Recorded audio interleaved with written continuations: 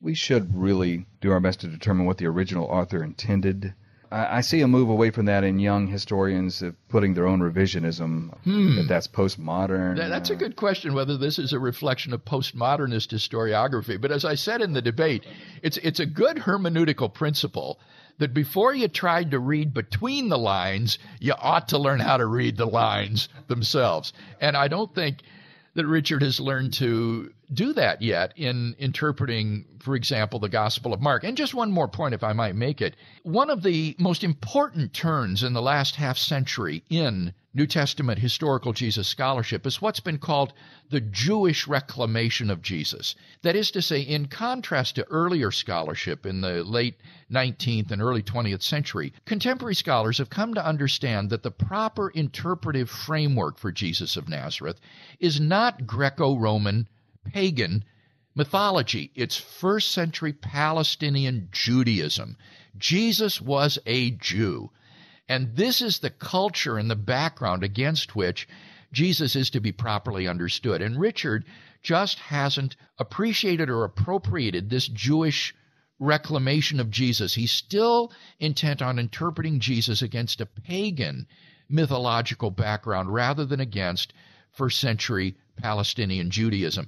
This may be a reflection of the fact that his area of expertise that he did his doctorate in is Greco-Roman ancient history. And so naturally he wants to find that as relevant to the Gospels. But in so doing, I think he just fundamentally misunderstands the Jewishness of Jesus and the Gospels. Bill, am I correct to assess that one of the arguments from Richard Carrier was hallucination theory?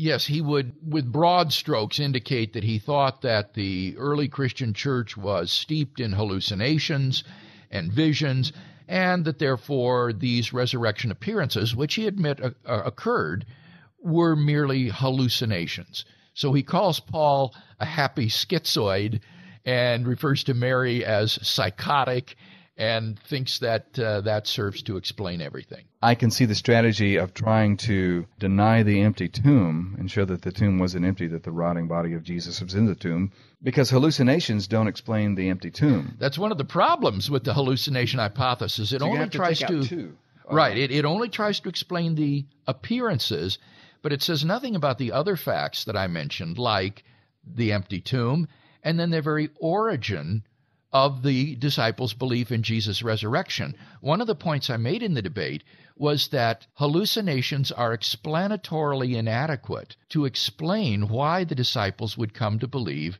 in Jesus' resurrection. Even if we concede that the disciples had hallucinations of Jesus, as N.T. Wright points out, in the ancient world, visions of the deceased were not taken as evidence that they were alive. They were taken as evidence that they were dead.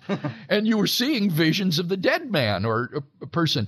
And moreover, if the disciples had seen visions of Jesus exalted in heaven, where Jews believed the righteous dead went to be in Abraham's bosom, that would only have led to their belief that God had assumed him into heaven. And that's a very different category in Jewish thinking than resurrection from the dead, which is the coming back to life in the space-time realm. And that would only take place at the end of the world in the general resurrection. So even given hallucinations, we can give them that. It's explanatorily inadequate, and it's also too narrow in its explanatory scope. The hallucinations theory is nothing new. 19th century, it was around. Is there anything new to add to this? The only thing that I think is interesting, maybe that's somewhat new, is study of bereavement visions. It seems that people who have recently lost a loved one are much more prone to seeing visions of their lost husband or their wife or something of that sort soon after the funeral. This is apparently a more common phenomenon than one might think. And so the claim is that perhaps this is what the disciples experienced, was these sort of bereavement visions of Jesus. And there again, I think that it's pointless to argue, well, how probable is that they would have such visions? I think rather the point to make is the one that I did, that even granted that this doesn't have the explanatory power to explain the origin of the belief in the resurrection, nor does it have the explanatory scope to account for all of this, the evidence. And I also think that it's implausible in that the diversity of the resurrection appearances far outstrips anything in the psychological casebooks about visions of the dead, in that Jesus appeared not just to individuals, but to groups of people, not just to one person, but to many people, not at one circumstance or locale, but many circumstances and locales, not just to people who were believers in Jesus, but even to unbelievers and enemies. And that kind of diversity makes the hallucination hypothesis, I think, stretched beyond credibility.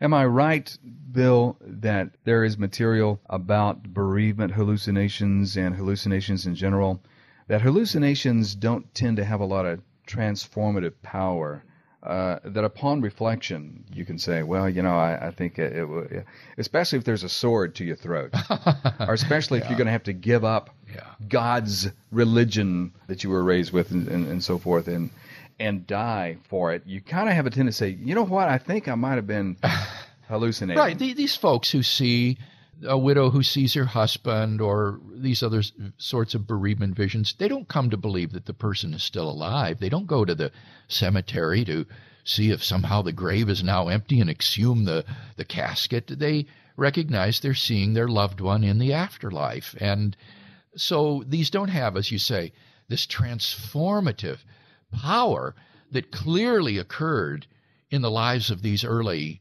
disciples, which changed them so radically from cowering people to bold proclaimers of Jesus' resurrection, where they were ready to give their very lives for the fact that God had raised him from the dead, right there in Jerusalem, where everyone knew that Jesus' corpse had been interred.